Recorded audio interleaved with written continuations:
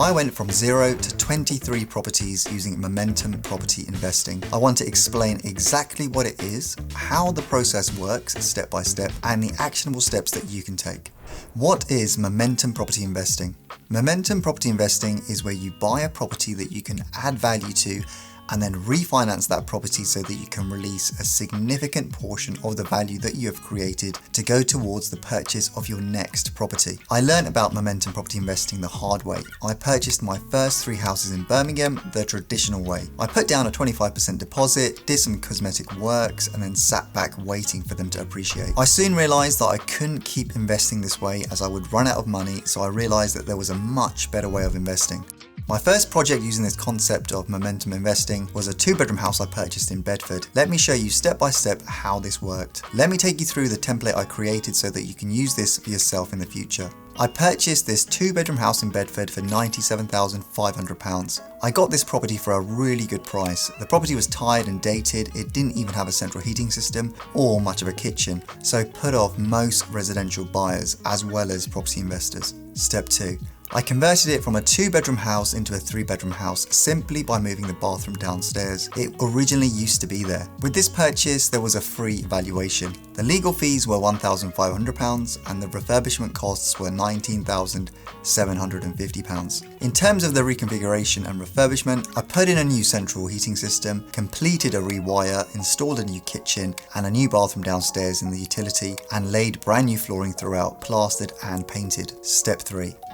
As a 3-bedroom house, this property got valued at £160,000. I got a 75% mortgage on that, so it was advanced £120,000. I used that £120,000 to pay back the original lender, who was owed £73,125 and was left with £46,875. The money that I put into this property was £45,625, which included the deposit, legal fees and refurbishment costs. So on the refinance, I actually got all of my money back plus £1,250. I ended up with a house where I was able to pull out my entire initial investment so that I could go again and again and again. This is momentum investing. Have a look at the numbers on this project and let me know if you have any questions or comments. This is how you can use momentum property investing to build up a property portfolio quicker and faster. If purchased the traditional way, this house in Bedford would have cost me £45,625. That's a lot of money to tie up, and even to this day, this is how people are buying properties. Now, I want to be honest here and say that you won't be able to find these deals all the time, and usually depending on where you invest, you might have to leave some money in the project. But that shouldn't matter because you'll be earning a return on that money, and over time the property will appreciate in value. What I did want to show you is how this concept still works in areas where capital values are high, so central London. Let me take you through the same template I created using this example so that you can see how this works for yourself. Step 1. I purchased this 1-bedroom flat in Vauxhall in central London for £290,000. Step 2. I moved the kitchen into the living room to create an open plan kitchen diner and converted the kitchen into a bedroom, so creating a 2-bedroom apartment. The stamp duty was £13,200, legal fees were £3,882, bridging costs were £13,322 and the refurbishment costs were £23,000. Step 3. As a 2-bedroom flat, this property got valued at £390,000. I got an 80% loan to value mortgage on that, so was advanced £312,000. I used that £312,000 to pay back the original lender, and I got back £94,500. So I had invested £125,905 into this property and got back £94,500. which meant that the money left in was £31,405. This flat in central London cost me £31,405. I earn a monthly cash flow from this apartment and still have 25% equity in it.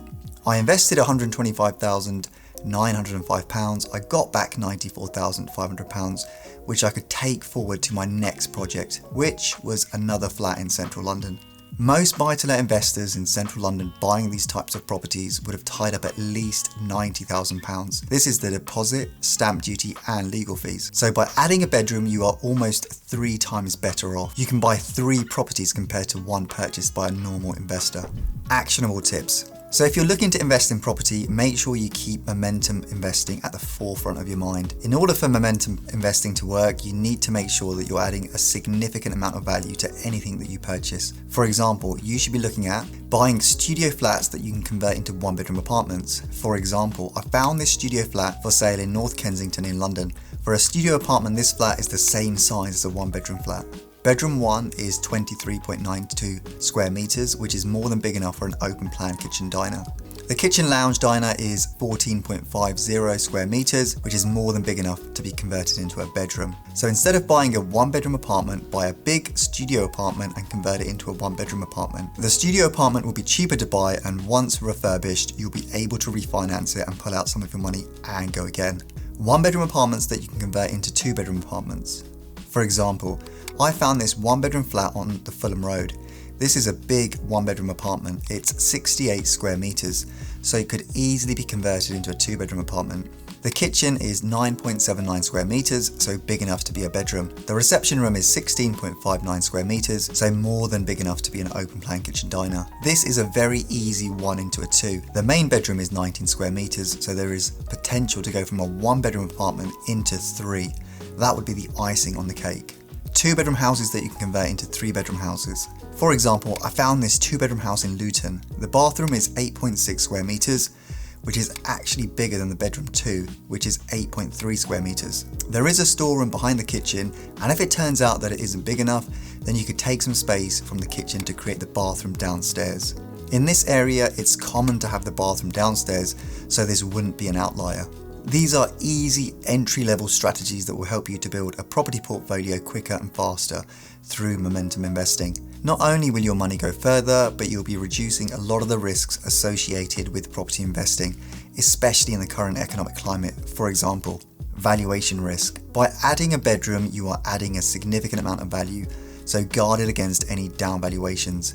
Imagine you had purchased a one-bedroom flat and just refurbished it. The chances are the value added will be minimal compared to the value if you had created a two-bedroom apartment. Interest rate risk.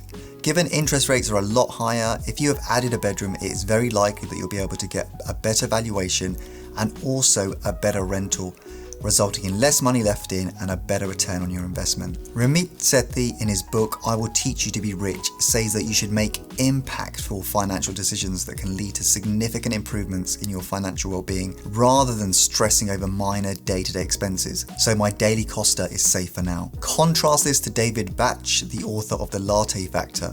Batch argues that by cutting out small, unnecessary expenses and redirecting those funds into savings or investments, individuals can build wealth more effectively. Unlike Ramit Sethi's focus on big wins, Batch believes that paying attention to the small expenditures can have a profound impact on your financial future through the power of compounding interest and long-term savings. A famous quote attributed to Batch: "Small amounts of money spent on a regular basis add up quickly and can lead to great wealth if redirected into investments."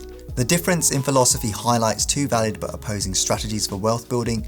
One is focused on impactful strategic actions and the other one on mindful daily habits. I personally like the idea of big wins. Let me know what you think. I've left a copy of my momentum tracker in the description of this video so you can have a play around for yourself. It has the 2 examples I went through, but it also has a blank template where you can fill in the details for a property that you may be interested in to see how much money you might be able to pull out to take onto your next project. I hope you found this useful. If you have any questions or comments, please let me know and I'll be happy to help.